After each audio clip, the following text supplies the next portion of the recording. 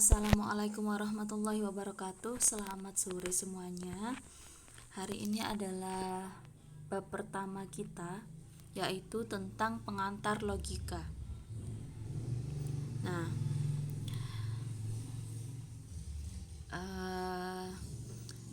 di dalam kehidupan kita sehari-hari, seringkali kita harus membuat suatu keputusan.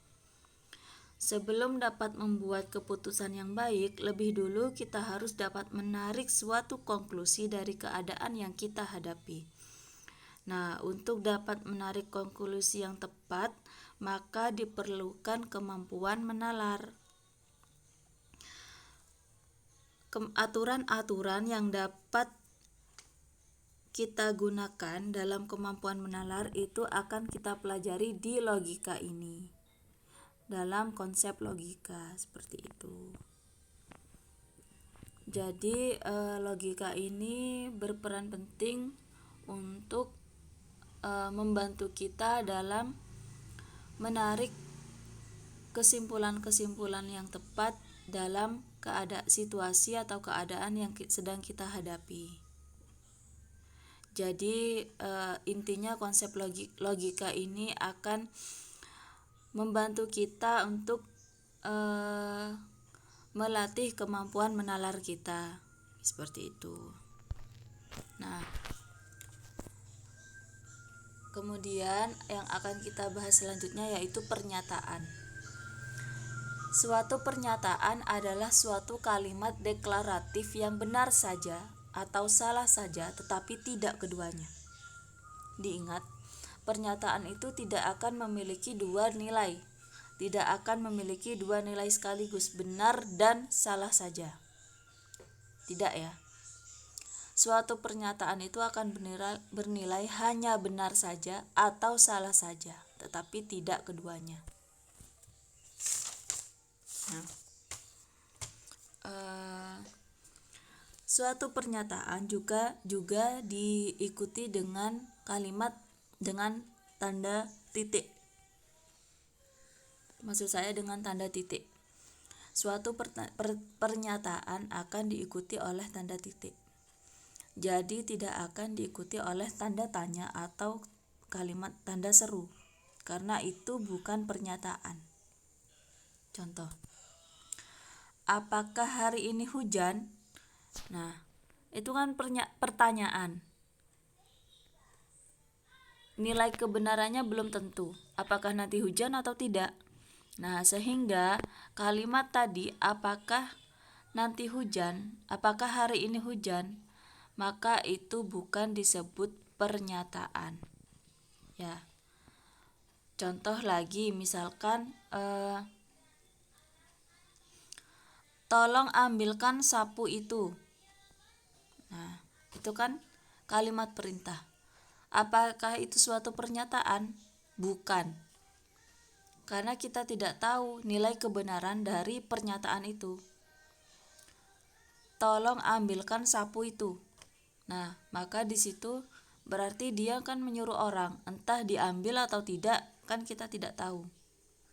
Jadi kalimat perintah itu bukan suatu pernyataan. Itu.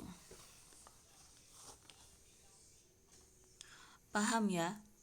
Jadi selain pernyataan itu tidak akan memiliki dua nilai sekaligus, juga pernyataan itu tidak akan diakhiri oleh tanda tanya atau tanda seru. Begitu ya. Nah, kemudian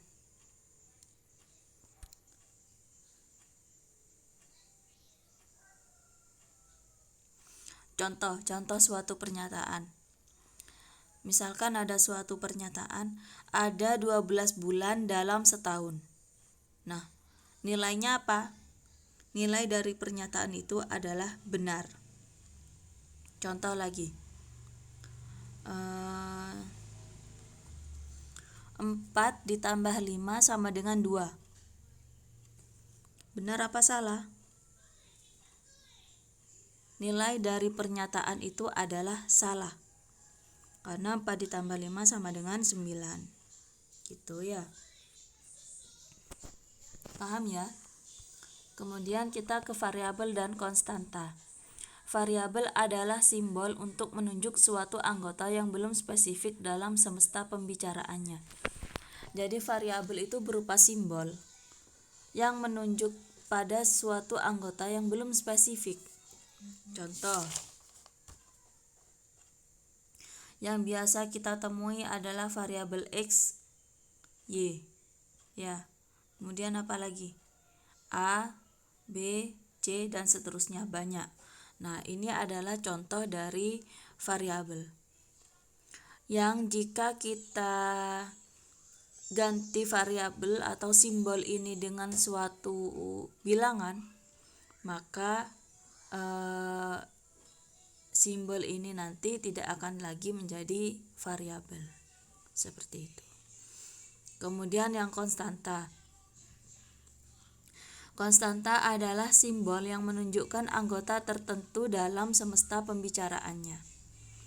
Jadi, beda dengan variabel bertolak belakang. Kalau variabel kita belum tahu berapa bilangan yang akan menggantikan suatu simbol tersebut.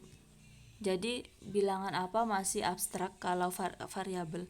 Nah, kalau konstanta ini memang sudah berupa anggota tertentu dalam semesta yang dibicarakan.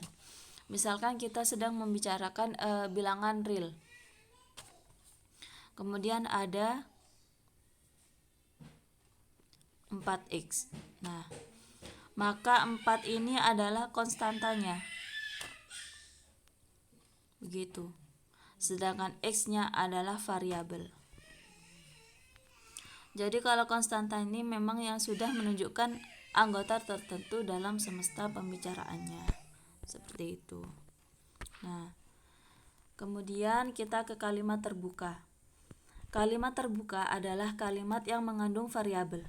Dan jika variabel tersebut diganti konstanta dalam semesta yang sesuai, maka kalimat itu akan menjadi kalimat yang bernilai benar saja atau bernilai salah saja.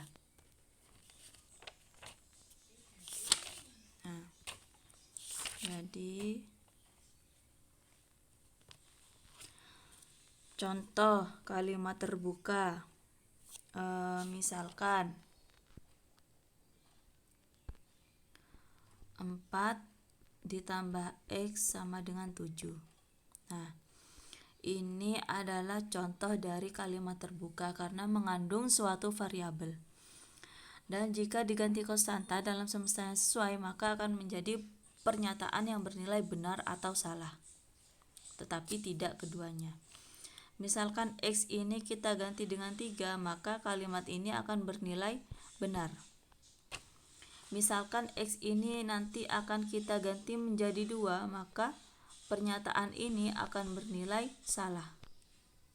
Seperti itu. Ya. Itu contoh dari kalimat terbuka. Sekarang kita ke kata hubung kalimat. Yang pertama, kata hubung kalimat. Oh ya, gini. Kalimat itu pasti ada kata hubungnya yang berupa tidak, dan, atau, jika, maka, jika, dan hanya jika. Nah, itu merupakan kata hubung dari suatu kalimat. Nah, yang akan kita bahas kali ini adalah tentang kalimat yang memiliki kata hubung. Apakah dia bernilai benar atau salah atau bagaimana? Nah, itulah yang akan kita bahas berikut ini. Yang pertama yang kita bahas adalah negasi.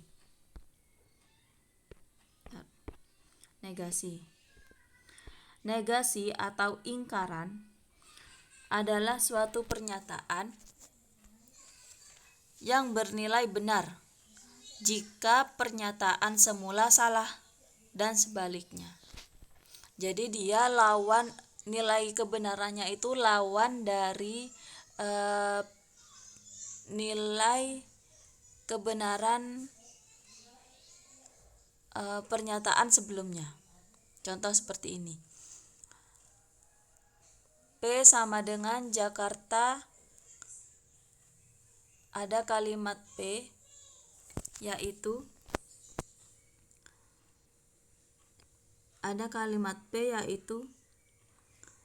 Jakarta ibu kota RI. Nah, berarti negasinya yaitu negasi P yaitu bagaimana pernyataannya? Ini kan P sama dengan Jakarta ibu kota RI bernilai benar ya. Maka negasi P-nya harus bernilai salah. Bagaimana pernyataannya? Pernyataannya seperti ini. Ada dua. Yang pertama, tidak benar bahwa Jakarta ibu kota RI. Yang kedua, Jakarta bukan ibu kota RI. Nah, jadi negasi itu kalau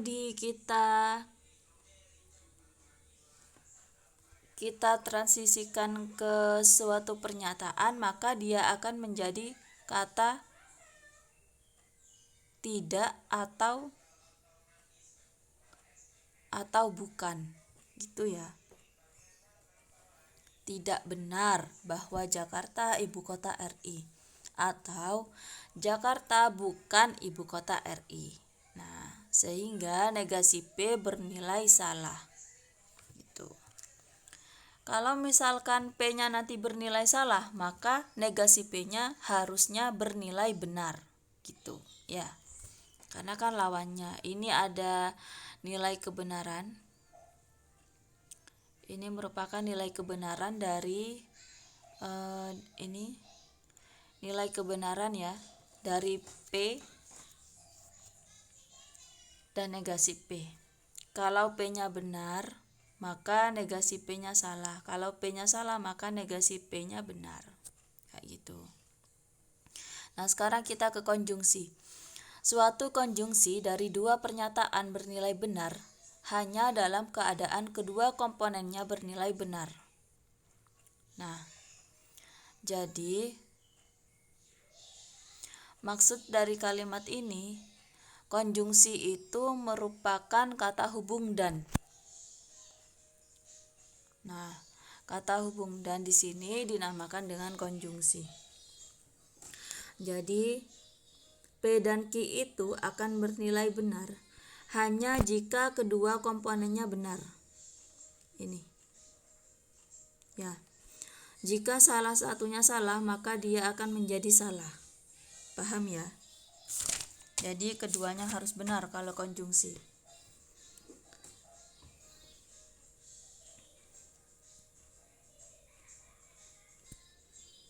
Contoh, ada kalimat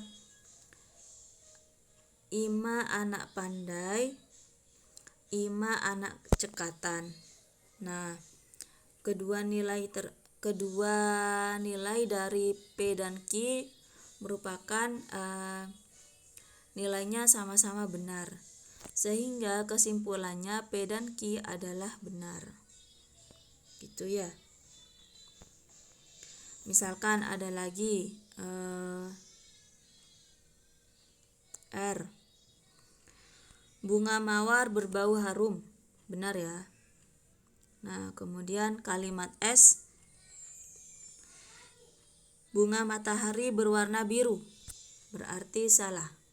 Nah, kemudian konklusinya R dan S menjadi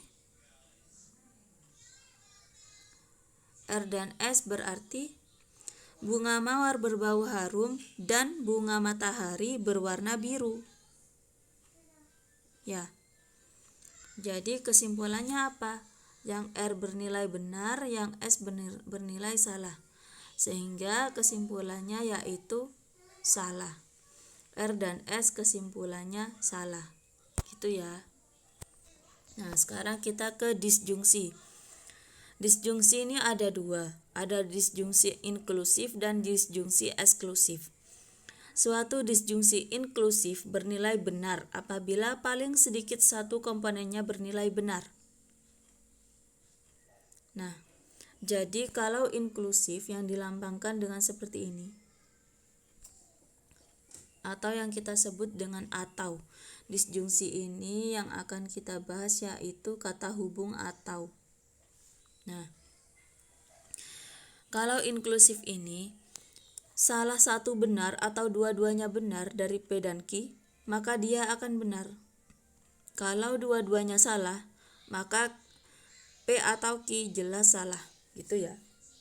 Kebalikannya yang disjungsi, kebalikannya yang konjungsi. Kalau konjungsi kan akan bernilai benar jika keduanya benar. Selain itu salah. Nah, kalau disjungsi inklusif, P atau Q akan bernilai salah jika keduanya salah. Selain itu benar, gitu ya, kebalikannya. Nah, kalau disjungsi eksklusif ini bernilai benar apabila hanya salah satu komponennya bernilai benar. Jadi dia akan bernilai benar jika hanya salah satunya bernilai benar. Kalau kedua-duanya benar dan atau kedua-duanya salah, maka kesimpulannya yaitu salah. Paham ya? Kalau disjungsi eksklusif. Loh, bedanya apa inklusif sama eksklusif ini? Nah, bedanya seperti ini. Coba kita amati. Tobing seorang mahasiswa yang cemerlang atau seorang atlet berbakat. Nah, di sini dari pernyataan ini ada kemungkinan Tobing seorang mahasiswa yang cemerlang. Jadi kemungkinan pernyataan ini benar. Atau mungkin Tobing itu seorang atlet yang berbakat. Jadi mungkin saja benar, ya. Kan kita nggak tahu. Jadi kalau disjungsi itu kata hubung atau itu digunakan untuk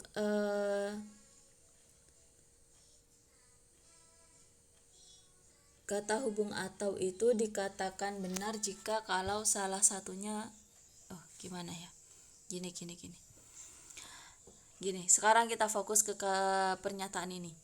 Tobing seorang mahasiswa yang cemerlang atau seorang atlet berbakat. Nah, di sini ada beberapa kemungkinan. Yang pertama, Tobing memang seseorang mahasiswa yang cemerlang.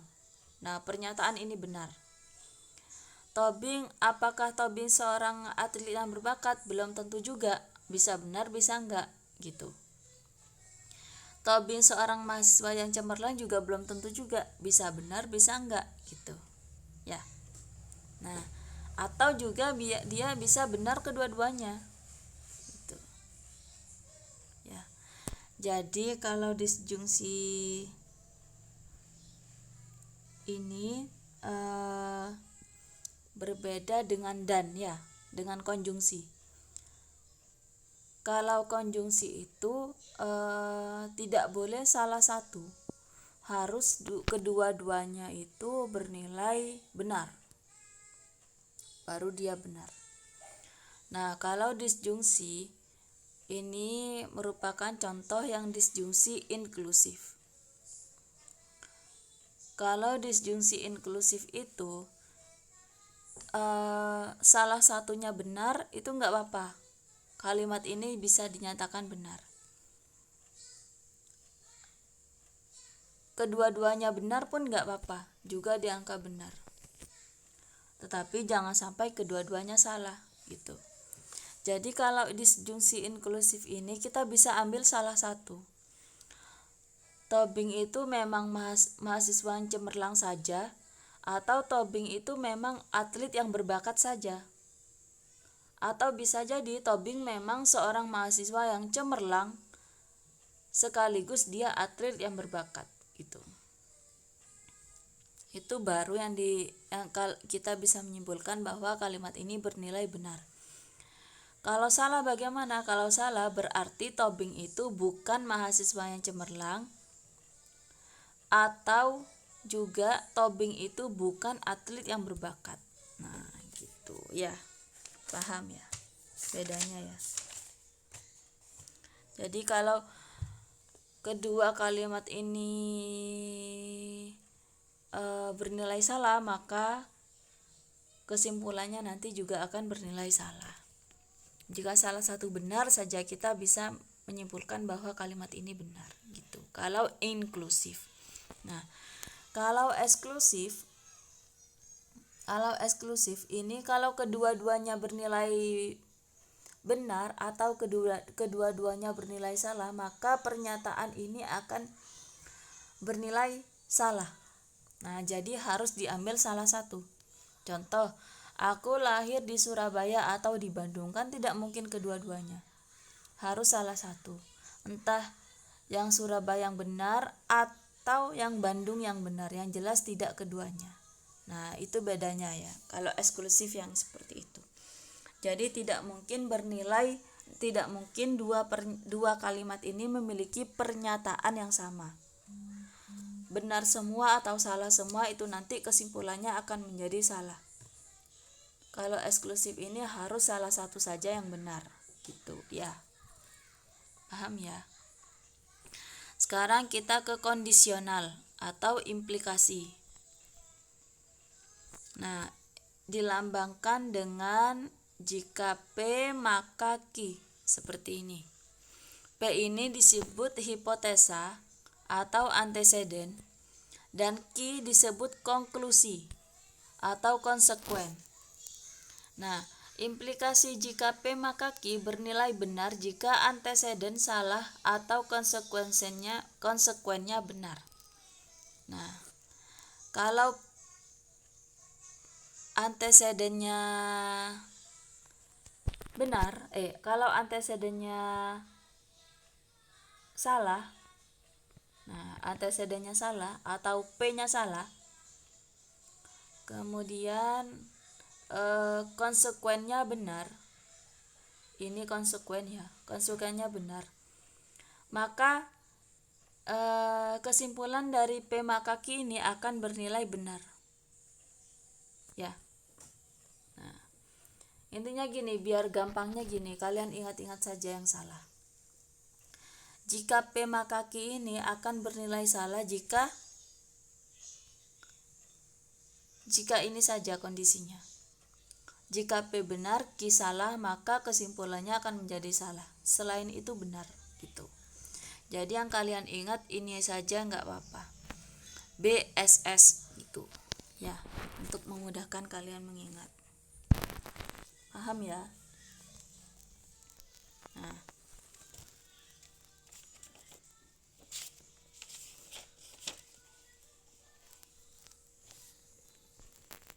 contoh,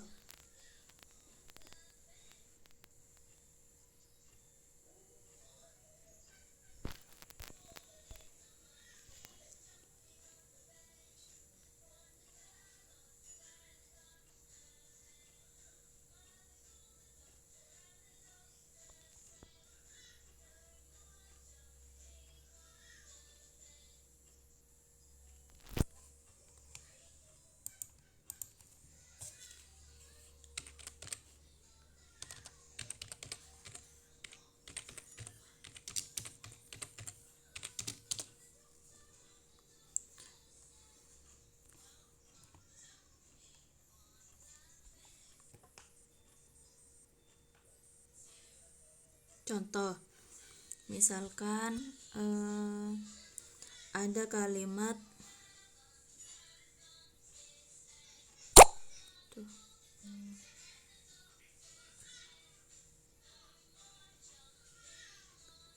X bilangan cacah.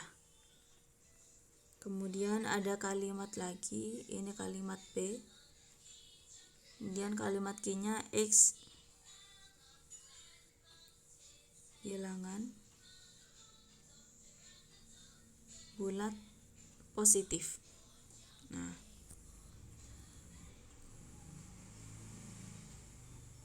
maka kesimpulannya P maka Q apa? Jika X bilangan cacah, maka X bilangan bulat positif. Benar atau salah? Nah, kalian coba diskusikan sama temannya. Coba didiskusikan. Ya sudah, video pembelajaran kali ini saya akhiri, kemudian kita lanjut ke diskusi ya. Saya akan memberikan tugas diskusi yang akan kalian diskusikan selama 30 menit ke depan. Kemudian 30 menitnya lagi kita lanjut untuk mempresentasikan hasil diskusi di Zoom meeting. Oke. Assalamualaikum warahmatullahi wabarakatuh.